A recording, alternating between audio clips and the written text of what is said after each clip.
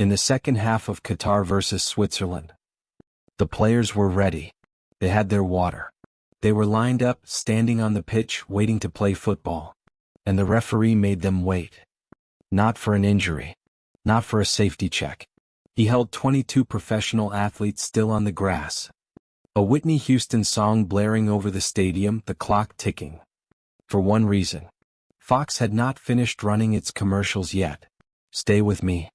Because what I am about to show you will change how you watch every single match at this tournament. That is the World Cup in 2026. A referee holding up a live match.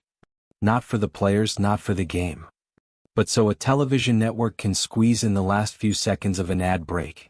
And once you understand why that happened, you understand everything FIFA does not want you to think about while you watch. So, let us talk about the hydration break. Because that name is doing an enormous amount of work. Here is the rule. FIFA has mandated a 3-minute stoppage around the 22nd minute of each half. In every single one of the 104 matches at this tournament, the official clock keeps running through it, which guarantees at least 3 extra minutes of stoppage time every half. Officially, the reason is player welfare. And in FIFA's words, ensuring equal conditions for all teams in all matches. Hydration? For the players? For their safety? And here is the detail that blows the whole thing apart. The breaks happen regardless of the weather. They happen in climate-controlled domes. They happen in mild conditions. The tournament opener between Mexico and South Africa was played in Mexico City at 23 degrees Celsius. A pleasant June evening. And the game was stopped at 24 minutes anyway. Inside the Azteca, the cathedral where Pelé and Maradona made magic. So that fans at home could watch 180 seconds of a Lowe's home improvement commercial. 23 degrees. There was no heat to protect anyone from. There was only an ad to sell. So ask the obvious question. The one FIFA keeps avoiding. Who is this actually for? Is it for the fans? Almost nobody on earth tunes into a World Cup hoping for more commercials. The entire appeal of this sport is that it does not stop. 90 minutes of unbroken, free-flowing action. No timeouts. No clock stoppages. The thing that makes it the beautiful game. Fans have been mocking these breaks since the first whistle. It is not for them. Is it for the players? In a furnace, sure. A drink in extreme heat is genuinely good for them. And no honest person argues otherwise.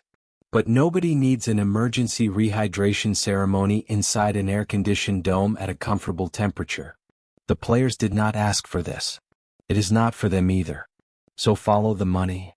Because that is where the answer has been sitting the whole time. Back in March, FIFA announced that broadcasters would be allowed to sell advertising during these compulsory breaks. Read that again.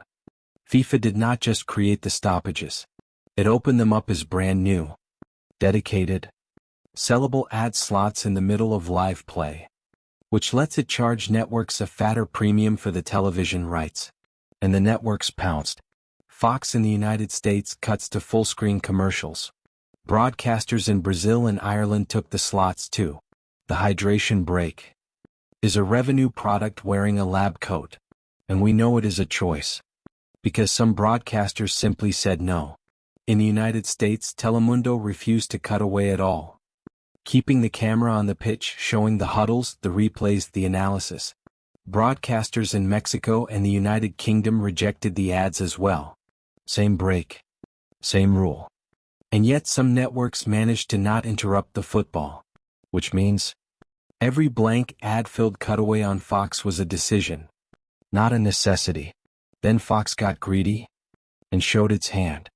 FIFA's own rules say broadcasters must return from the ad break 30 seconds before play resumes.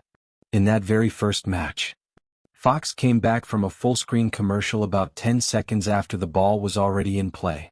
They literally missed live World Cup action. To finish selling you something. A cardinal sin in sports broadcasting. And the flip side is worse. Because it means referees are being told to wait.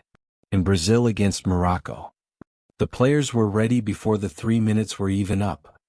But the restart was held until the ads had finished airing. Morocco had taken the lead minutes before that break and looked the better side. After the stoppage, the momentum was gone, and Brazil equalized soon after. A team's World Cup moment was drained away so a commercial could run to the end. Hydration.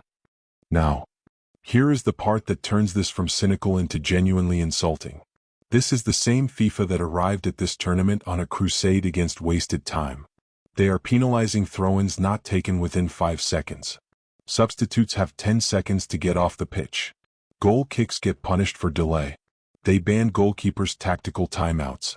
FIFA's own head of refereeing, Pierluigi Collina, even barred players from gathering near the bench while a goalkeeper gets injury treatment, because he said it disrupts the flow of the game. They are policing the match second by second to keep it moving.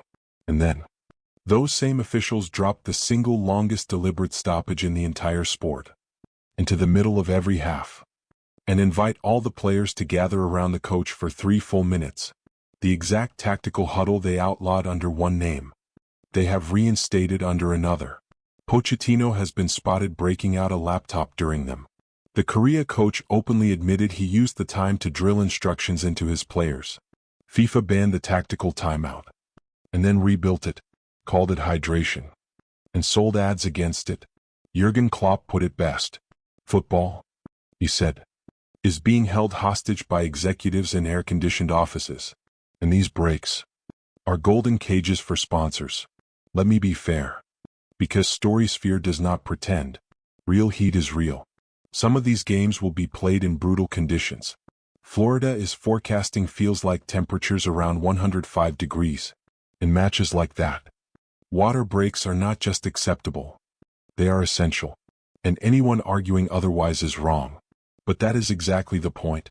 If this were about heat, the rule would follow the heat, the way it did from 2014 through 2022, when breaks were called at the referee's discretion, only when the conditions actually demanded it. A blanket mandate that fires in every game, in every dome, at 23 degrees, is not a heat policy. It is a billing policy.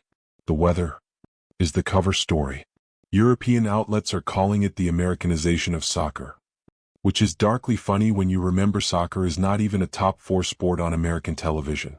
FIFA looked at the most watched free-flowing game on the planet and decided its biggest flaw was that there was not enough room to sell you a truck 3 days in.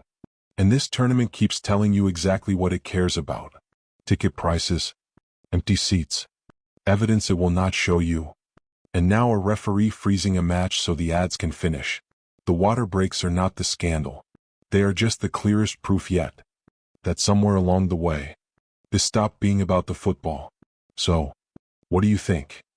Genuine player protection, or the most transparent cash grab of the whole tournament? Drop it in the comments.